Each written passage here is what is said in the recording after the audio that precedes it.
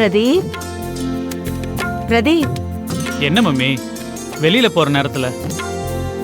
இந்த ஆல்பத்தெல்லாம் கொஞ்சம் பாரேன். என்னன்னு சொல்லு மம்மி. 4 நாளா உனக்காக நெட்ல இருந்து நல்ல வரன் எல்லாத்தையும் தேடி எடுத்திருக்கேன். எல்லாம் நல்ல தகுதியுள்ள நம்ம அந்தஸ்துக்கு ஏத்த மாதிரியான குடும்பம் தான். ஜோசியரை கூப்பிட்டு பக்கத்திலே வச்சுக்கிட்டு நானே சில ஜாதகங்களை மேட்ச் பண்ணி பார்த்து உனக்கு பொருத்தமான ஜாதகங்களை செலக்ட் பண்ணி வச்சிருக்கேன். ஜோசியரும் நிறைய பொண்ணுங்களோட போட்டோஸ் எல்லாம் கொண்டு வந்து கொடுத்துருக்காரு. இதுல இருக்கிற போட்டோஸ் எல்லாத்தையும் பாரு, உனக்கு எந்த பொண்ணு பிடிச்சிருக்குன்னு பார்த்து சொல்லு. அதுக்கப்புறமா அப்பா கிட்ட பேசிக்கலாம். இப்ப எனக்கு எதுக்கு மம்மி கல்யாணம்? ஏண்டா, அன்னைக்கே உனக்கு ஒரு கால் கட்டை போட்டு உனக்கு ஒரு நல்ல வாழ்க்கையை அமைச்சு கொடுக்கலான்னு நான் சொன்னப்போ நீயும் அதுக்கு சம்மதங்கிற மாதிரி சரின்னு தானே தலையாட்டின. அதுக்கப்புறம் இப்ப என்ன? இல்ல மம்மி, நான் வேற ஒரு பிளானிங்ல இருக்கேன். நான் கொஞ்ச நாள் வேலை செஞ்சு பணம் சம்பாதிக்கணும். எனக்கு கொஞ்சம் பொறுப்பு வரணும்ல. உனக்கு ஒரு கல்யாணத்தை பண்ணாதான் பொறுப்பு வரும். 2வது, நீ சம்பாதிச்சு இங்க ஒண்ணும் ஆக போறது இல்ல. அப்படியே இருந்தாலும் கல்யாணம் ஆனதுக்கு அப்புறம் பொண்டாட்டியா வரவ அதை வாங்கி கொடு இதை வாங்கி கொடுன்னு உன்னை போட்டு அரிச்சு எடுப்பா. அப்பதான் பொறுப்பு வரும். அதுவும் தானா வரும், இன்னும் அதிகமாவே வரும். இந்த போட்டோஸ்லாம் கொஞ்சம் பாருப்பா.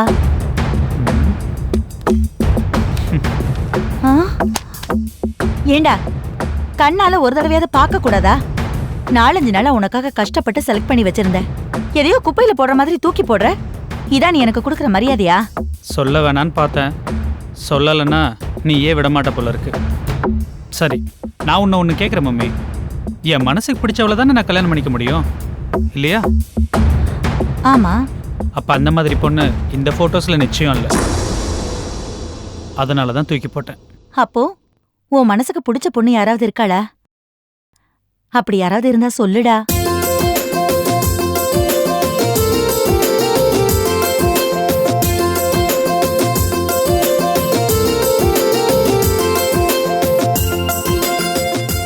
டேய், நீ வெக்கப்படுறத பார்த்தா யாரையோ லவ் பண்ற மாதிரி இருக்கு. யாருடா அது? அந்த அதிர்ஷ்டக்கார பொண்ணு யாரு? உனக்கும் அந்த பொண்ணு நல்லா தெரியும் மம்மி. எனக்கு தெரிஞ்ச பொண்ணு யாருடா? ஸ்னேகா.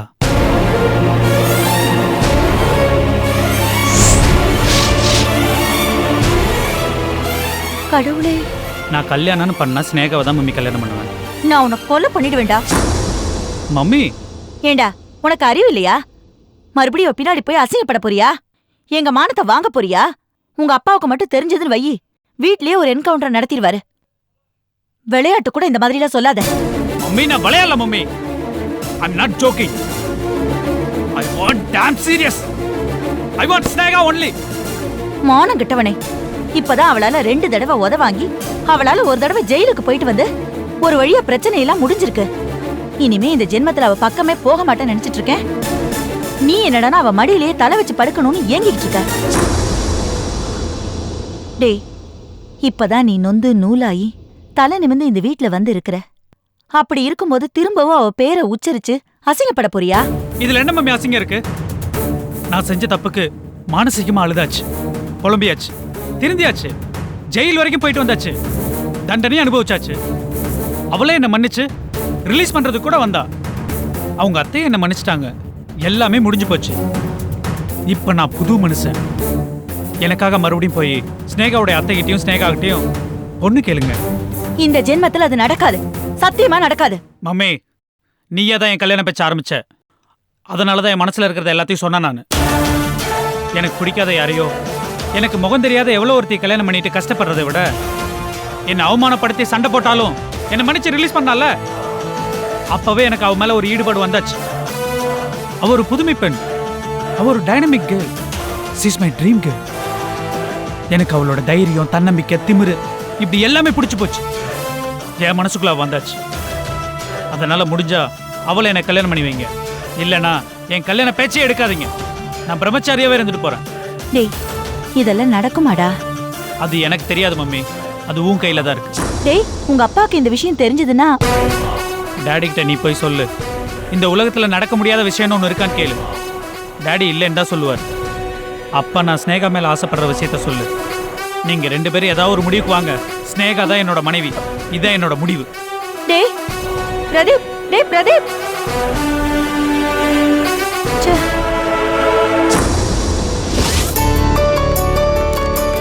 சார் இதுல சைன் பண்ணுங்க. ஓகே. மார்னிங்ண்ணா. ஏய் வாடா ஸ்னேகா, உட்காரு. நீ வரத ரிசப்ஷனில் ஒரு இன்ஃபர்மேஷன் கூட கொடுக்கல?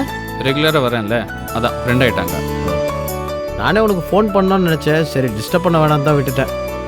அப்பா மேட்ரு என்னாச்சு? ஹாப்பி நியூஸ்ண்ணே, அப்பா திரும்பி வந்துட்டாரு. சூப்பர்டா. அப்பா எப்போ வந்தாரு? இன்னைக்கு காலையில் தான். அப்பாடி, அட் லாஸ்ட் 2 நாள் கழிச்சு அவர் கோவம் குறைஞ்சு வீட்டுக்கு திரும்ப வந்துட்டாரா? என்ன நீங்க ஒரு ஃபோன் பண்ணி சொல்லிருக்கலாம்ல, இவ்ளோ லீஜரா வந்து இப்ப சொல்றீங்க?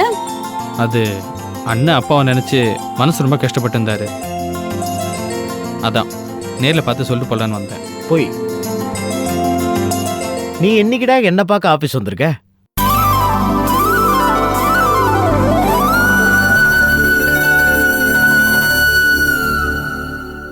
சரி சரி, கரெக்டு தான். ஸ்னேகா, துவாரகேஷ் என்ன பார்க்க தான் ஆஃபீஸ் வரான். இதை நீயும் நம்பணும், நான் நம்பிட்டேன். ஓகேவா? டிகே, அப்பா எங்க போயிருந்தாரா? அப்பா திருப்பதி போயிருந்தாராம், 2 நாள் தங்கிட்டு வந்திருக்காரு. ஏண்டா ஒரு வார்த்தை சொல்லிட்டு போக வேண்டியதானே? கோவிலுக்கு யாராவது போவேணான்னு சொல்லுவாங்களா? போனையும் சுவிட்ச் ஆஃப் பண்ணிட்டு ஒரு ரெஸ்பான்சிபிலிட்டி வேணா? என்ன என்ன சிரிப்பு? இல்ல, ரெஸ்பான்சிபிலிட்டி பத்தி எல்லாம் நீங்க பேசுறீங்களா? என்ன கொடுமை சார் இது. யோசிச்சு பாருங்க, நம்ம வீட்ல ஒரு சண்டை பிரச்சனைனா நம்ம வீட்டை விட்டு காணாம போயிடுவோம், செல்போன் எல்லாம் சுவிட்ச் ஆஃப் பண்ணி வச்சிடுவோம். நம்ம வீட்ல இருக்கிறவங்கள நம்மள தேடணும், அலையணும், துடிக்கணும். இதெல்லாம் நம்ம கற்பனை பண்ணி பார்த்து ரசிக்கணும். நீங்க பண்ணல இதெல்லாம்? ஐ எம் சாரி, நான் மறந்துட்டேன். பரவாயில்ல, அப்பாவும் புள்ளியும் இந்த ஒரு விஷயத்துலயாவது ஒத்துமையா இருக்காங்களே. I am happy. அது மட்டும் இல்ல, அப்பா வந்ததும் பிரியா பாஞ்சு போய் கட்டுப்பிடிச்சு மன்னிப்பு கேட்டு அழுது தீட்டுட்டா. Is it? Very good. உனக்கு தான் ஸ்னேகா தேங்க்ஸ் சொல்லணும். It's all right. நான் என் கடமையை தானே செஞ்சேன். ஆக்சுவலா பிரியா நான் சொன்னதை இக்னோர் பண்ணுவா, எடுத்துக்க மாட்டான்னு நினைச்சேன். ஆனா வேர்ட் டு வேர்ட் ஃபாலோ பண்றான்னு சொல்லும்போது ரொம்ப சந்தோஷமா இருக்கு. அந்த அளவுக்கு உண்மையில மதிப்பு அவளுக்கு. இங்க என்ன நடக்குது? நான் ஒருத்தன் இருக்கேன். அப்பா வீட்டு விட்டு போனதுக்கு காரணம் பிரியா தானே, அதான் ஸ்னேகா பிரியா கூட்டு வச்சு கொஞ்சம் அட்வைஸ் பண்ணா.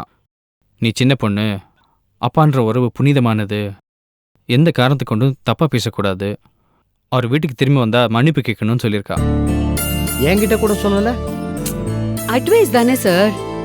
நான் பிரியா கிட்ட அப்பாவை எடுத்தெறிஞ்சு பேசாத, பண விஷயங்களை பத்தி பேசுறத அவாய்ட் பண்ணுன்னு சொன்னேன். டிகே, நீங்க கூட முடிஞ்ச அளவுக்கு அப்பா கிட்ட பண விஷயத்தை பத்தி பேசுறத அவாய்ட் பண்ணுங்க. ஒருவேளை அந்த குற்ற உணர்ச்சினாலதான் அவர் இவ்ளோ சென்சிட்டிவா எடுத்துக்கிறாரோ என்னவோ. சொல்லலைன்னா கூட வீட்டு பிரச்சனை அவருக்கு தெரியாத ஸ்னேகா. அவருக்கு தெரியும். அவரா அந்த கில்ட்டி ஃபீலிங் எடுத்துக்கிட்டாருன்னா எடுத்துக்கிட்டுமே, அதுல நமக்கு ஒரு பிரச்சனையுமே இல்லையே. ஆனா என் பிள்ளைங்க என்ன எடுத்தெறிஞ்சு பேசுறாங்க, என்ன தப்பு சொல்றாங்க, அதனாலதான் நான் வீட்டை விட்டு போறேன்னு அந்த பழி உங்க மேல விழாதுல்ல? சரி, ஏன் ஸ்னேகா பேசக்கூடாது? பண பிரச்சனைகளை வீட்டில் அவர்கிட்ட பேசக்கூடாது. சரி, எப்படி அதை பேசாம அவாய்ட் பண்ண முடியும் சொல்லு? அவர் தானே வீட்டில் அப்பா, அவருக்குன்னு பொறுப்பு இருக்குல்ல. நீங்களும் அண்ணன் தானே சார், உங்களுக்கு அந்த பொறுப்பு இல்லையா? நான் உங்களை ஹர்ட் பண்றதுக்காக இதை சொல்லல. புரியுது ஸ்னேகா, எல்லா தவறுமே என்கிட்ட இருந்து ஆரம்பிச்சது. இது நீ அன்னைக்கே சொல்லிட்ட. இன்னைக்கு ஆலமரமா வளர்ந்து நிக்குது. அந்த ஆலமரத்துக்கு கீழே எந்த ஒரு உயிருமே வளர முடியாம போயிடுச்சு. நீ சொல்ற எல்லா விஷயமும் வாஸ்தவம் தான். I'm sorry sir. ஓகே, நான் இருக்கிற சூழ்நிலையில என்னால பணம் உதவி பண்ண முடியாது. அப்படியே கஷ்டப்பட்டு நான் பண்ணாலும் அப்பா அதை ஏத்துக்க மாட்டாரு. இந்த குற்ற உணர்வு நான் சாகிற வரைக்கும் இருக்கும். என்ன கடைசி வரைக்கும் சாகடிச்சுட்டே இருக்கும். ஸ்னேகா, ஒரு சின்ன ரிக்வெஸ்ட்.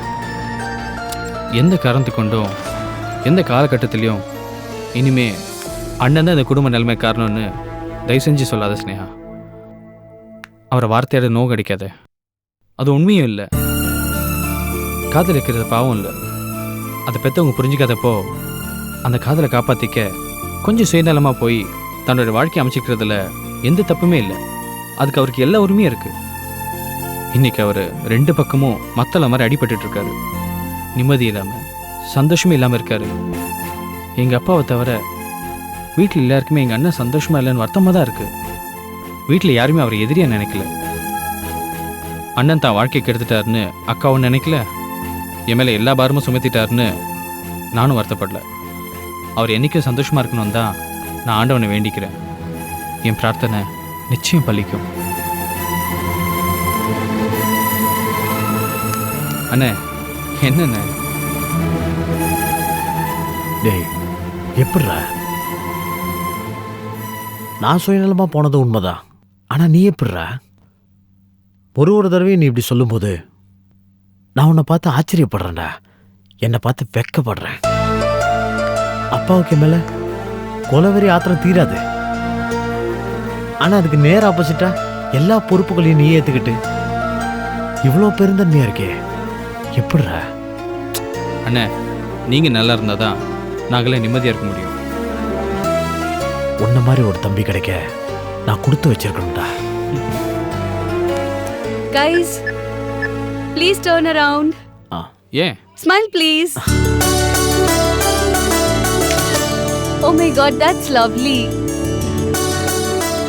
ரொம்ப சந்தோஷமா இருக்கு. ஆக்சுவலா நான் அண்ணன், தம்பி, அக்கா, தங்கச்சி கூட பிறக்கலையேன்னு இப்ப ரொம்ப வருத்தப்படுறேன். நீங்க 2 பேரும் ராம் லக்ஷ்மண் மாதிரி இருக்கீங்க. என் கண்ணே பற்றும் போல இருக்கு. இதுக்கு மேல நாங்க நின்று அழுதுருவேன். See you all.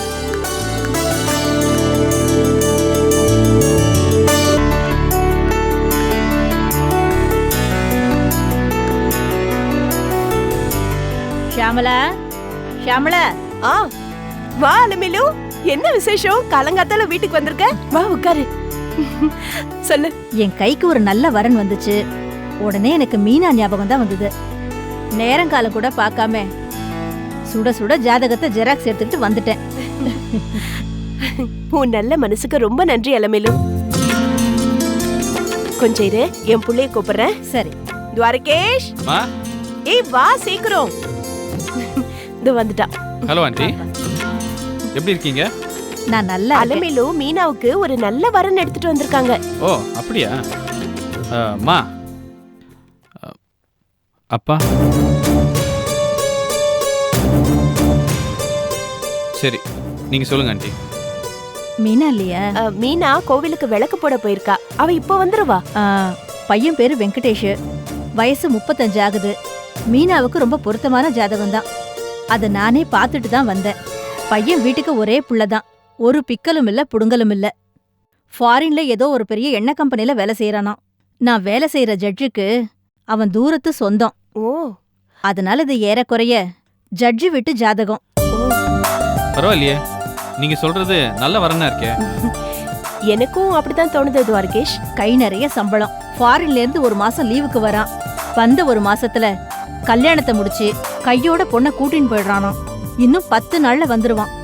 இந்த காலத்துல பண்ணைய விட்டாலும் எண்ணெய விடலாமா? பிரமாதமான வரனாச்சே. அதான் தூக்கிட்டு ஓடி வந்துட்டேன். அப்படின்னா இந்த ஜாதகம் செட் ஆச்சுன்னா இன்னும் 1.5 மாசத்துல மீனா கழுத்துல தாலி ஏறிடும். அவ ஃபாரின் போயிடுவா. அப்படித்தானே? என்னடி செட் ஆச்சுன்னாங்கிற? செட் ஆயிடுச்சு. மீனா ஜாதகம் தான் என்கிட்ட இருக்கே. பாத்துட்டு தான் வரேன். 9 பொருத்தமும் கணீர்னு இருக்கு. ஒரே வரியில சொல்ல போனா இந்த மாப்பிளைக்காகத்தான் மீனா பிறந்து வளர்ந்து இத்தனை வருஷம் காத்துக்கிட்டு இருந்திருக்கா. இவன் தான் உன் மருமகன். இந்த கவர்ல உன் மாப்பிளையோட போட்டோவும் ஜாதகமும் இருக்கு. என்னடி ஜாதகம் வேணுமா வேணாமா? கடவுளே நேர்ல வந்து வரம் தருது. நான் வேண்டான்னு சொல்வேனா? நான் அவளை பெத்த தாய் இல்லையா? நிறுத்துமா.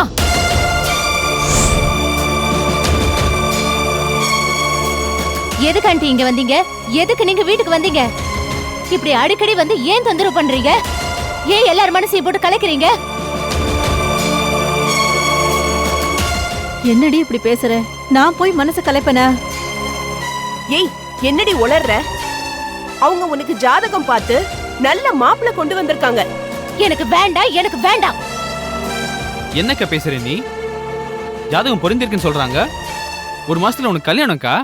6 மாசம் அவகாசம் கொடுத்தா கூட 1000 ரூபாய் புரட்ட முடியாத நம்ம குடும்பத்தால 10 நாள்ல 10 லட்சம் ரூபாய் புரட்டி எனக்கு கல்யாணம் பண்ணி ஃபாரினுக்கு வேற அனுப்ப போறியா? ஏண்டா ஏண்டா இந்த பகல் கனவு காண்ற?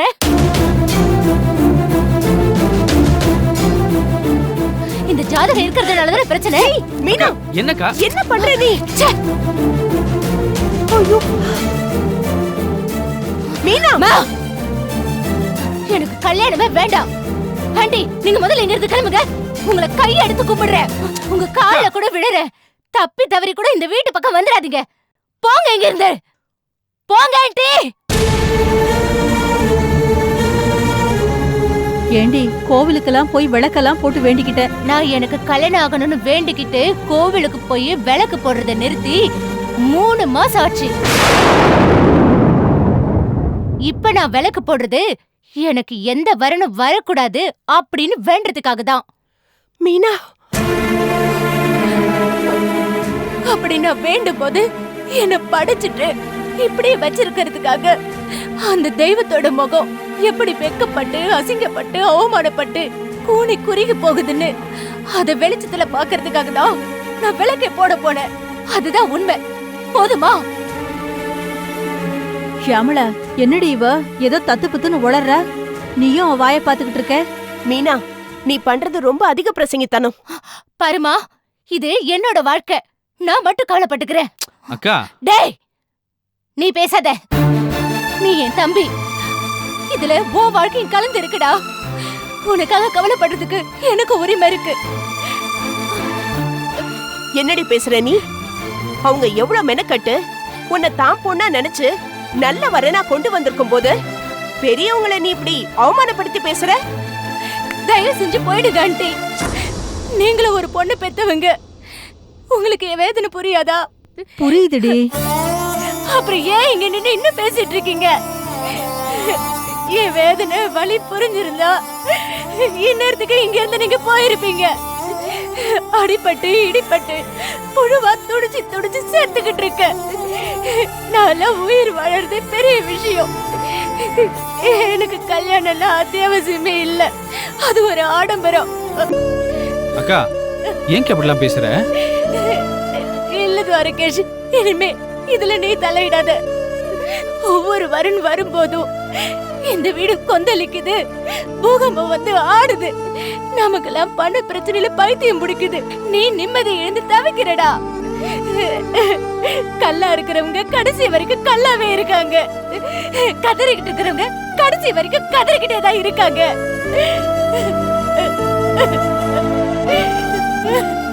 உங்க யாரையுமே நான் குற்றம் சொல்லல. ஏன்னா முதல் குற்றவாளியே நான் தான். நான் உயிரோட இருக்கிறதுனால தானே இவ்வளவு பிரச்சனை. அதுக்காக நான் செத்து போறேன்னு சொல்லல. நான் கல்யாணம் பண்ணிக்காம கடைசி வரைக்கும் இப்படியே இருந்துறேன். இதுதான் என் முடிவு. ரெண்டும் ஒண்ணு தாண்டி. புரியுதுல்ல? ஏமா இப்படி வரன் மேல வரன் கொண்டு வந்து என்ன சாக அடிக்கிறீங்க? என்ன விட்டுடுமா. மனித முயற்சியில முடிஞ்சு போச்சுமா. தெய்வம் கூட இறங்கி போச்சு. கர்ப்ப கிரகத்து கதவுகள் கூட அடைச்சு போச்சுமா. என்னடி சொல்ற? என்ன வார்த்தை சொல்ற நீ? கர்ப்ப கிரகத்து கதவுங்க கூட அடைச்சு போச்சுன்னா என்னடி அர்த்தம்? ஏன்டி இப்படி பேசுற? சொல்லுடி, ஏன் இப்படி பேசுற? அக்கா ஏன் அப்படி பெரிய பெரிய வார்த்தைலாம் பேசுற? நான் அப்படிதான் சொல்லுவேன். அதுதான் உண்மை. அந்த உண்மையை நான் இப்ப தாங்கிக்கிட்டேன். அம்மா, நீ இனிமே தாங்கிக்கோ. ஆண்டி, ஏன் இன்னும் நின்னுட்டு இருக்கீங்க? ப்ளீஸ் ஆண்டி, தயவு செஞ்சு கிளம்புங்க. அக்கா இந்த மாதிரி வார்த்தைகளை யூஸ் பண்ணி தயவு செஞ்சு எங்களை காயப்படுத்தாதக்கா. முடிஞ்சு போச்சு துவாரகேஷ். அது நான் புரிஞ்சுக்கிட்டேன். நீங்க புரிஞ்சும் புரியாத மாதிரி நடிச்சுக்கிட்டு இருக்கீங்க. நான் இந்த ஆட்டத்துல இருந்து விலகிடுறேன்பா. இனிமே என் கல்யாணத்தை பத்தி யாரும் பேசாதீங்க. மீனா, என்ன பேசுற நீ? அம்மா, இனிமே துவாரகேஷ் கல்யாண பேச்ச ஆரம்பிப்போம். இல்ல பிரியாவை பத்தி யோசிப்போம். இவங்க 2 பேருக்கும் நான் தடைகளா இருக்க விரும்பல. இனிமே என் கழுத்துல ஒரு மஞ்சள் கயிறு கட்ட ஒரு மனுஷன் தேவையில்லை. இதுக்கு மேல நான் யாரையும் சித்திரவதை பண்ண மாட்டேன்.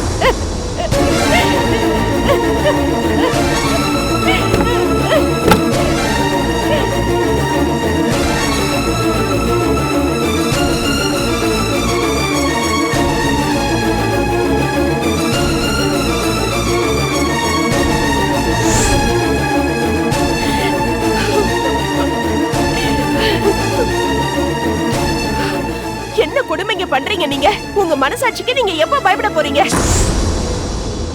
நீங்க உங்க மகளை எப்பதான் கரையேத்த போறீங்க? மீனாவுக்கு கல்யாணம் பண்ணணுங்கிற ஆசையே உங்களுக்கு இல்லையா? இருக்கிற பணத்தை வச்சு பெத்த பொண்ணுக்கு ஒரு கல்யாணம் பண்ணி பார்க்கணுங்கிற கடமையே இல்லையா உங்களுக்கு? இந்த கொடுமையிலிருந்து மீனாவுக்கு எப்பதான் விடிய போகுது? அதுக்கு நீங்க என்னதான் பண்ண போறீங்க?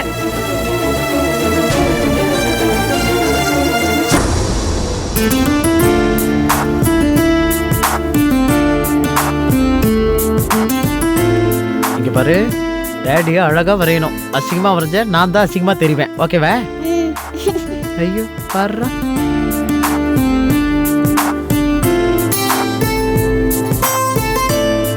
வாலு, அப்பா தாடி அவ்வளோ கருப்பு இல்ல, கொஞ்சம் லைட்டா போடுடா. என்ன ராஜீவ், அங்க உன் அக்கவுண்ட்ல ஏதோ பணம் செலவாயிருக்குன்னு ஸ்டேட்மெண்ட் வந்திருக்கு. உன்னதான் கேக்குறேன், பணம் எங்க?